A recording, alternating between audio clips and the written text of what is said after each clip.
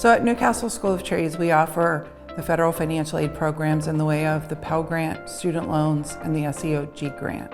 In our Newcastle campus, if you're enrolled in the associate degree program and you're a Pennsylvania resident, we also offer the Pennsylvania State Grant. And so approximately 85% of our students receive some form of financial aid. We have family computers in our office where we assist with the completion of the FAFSA application. FAFSA is the free application for federal student aid.